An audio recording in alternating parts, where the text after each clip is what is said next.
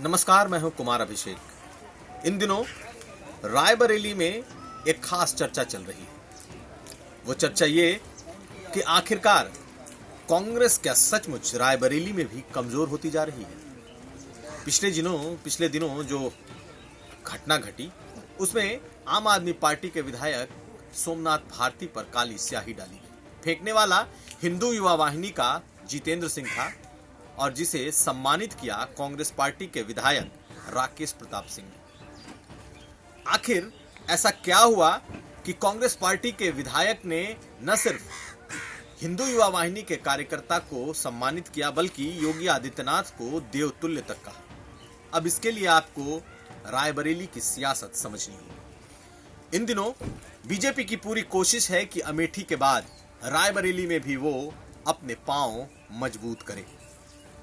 अमेठी से राहुल गांधी हार चुके हैं, लेकिन सोनिया गांधी की जड़ें मजबूत हैं। पिछले कुछ सालों से लगातार बीजेपी कांग्रेस के बड़े और ताकतवर नेताओं को अपने पाले में करने में जुटी है। सबसे पहले उस इलाके से विधान परिषद सदस्य दिनेश सिंह को बीजेपी ने अपने पाले में किया। दिनेश सिंह गांधी परिवार के करीबी थे, विधान परिषद के सदस्य थे और पार्लियामेंट चुनाव के ऐन पहले उन्होंने पाला बदला। सोनिया गांधी के खिलाफ वो चुनाव लड़े, भले ही चुनाव हार गए, लेकिन रायबरेली में कांग्रेस को कमजोर करने की शुरुआत उन्होंने की। राकेश प्रताप सिंह, जिन्होंने हिंदू युवा वाहिनी के इस सदस्य को सम्मानित किया, वो दिनेश सिंह के अपने सगे भाई, यानी एक विधान परिषद सदस्य और दूसरे विधायक, और अब तीसरा नाम अदिति सिंह का है।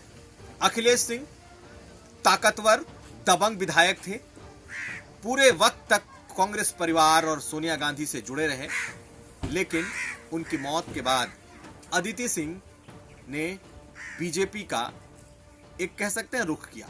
कहीं ना कहीं वो समय समय पर बीजेपी और मुख्यमंत्री योगी आदित्यनाथ के साथ खड़ी नजर आई और आज रायबरेली की स्थिति यह है कि कांग्रेस के दो विधायक तकनीकी तौर पर बीजेपी के साथ भले नहीं हो, लेकिन अपनी आस्था बदल चुके हैं। दो विधायक राकेश प्रताप सिंह और अदिति सिंह, ये दोनों इस वक्त बीजेपी के प्रति आस्थावान दिखते हैं, जबकि तकनीकी रूप से कांग्रेस के विधायक हैं।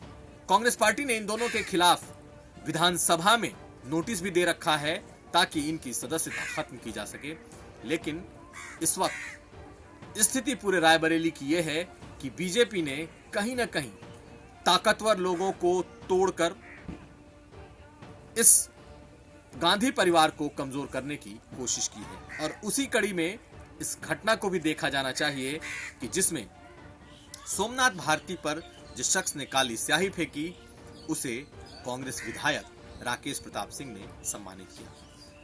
अमेठी जीतने के बाद अब बीजेपी का बड़ा ख्वाब इस रायबरेली को जीतने का है और उसी क्रम में कांग्रेस के कई बड़े नेताओं के साथ बीजेपी संपर्क में भी। देखना यह है कि बीजेपी की यह रणनीति क्या रायबरेली को अमेठी बना पाती है या नहीं। कुमार अभिषेक, यूपी तक।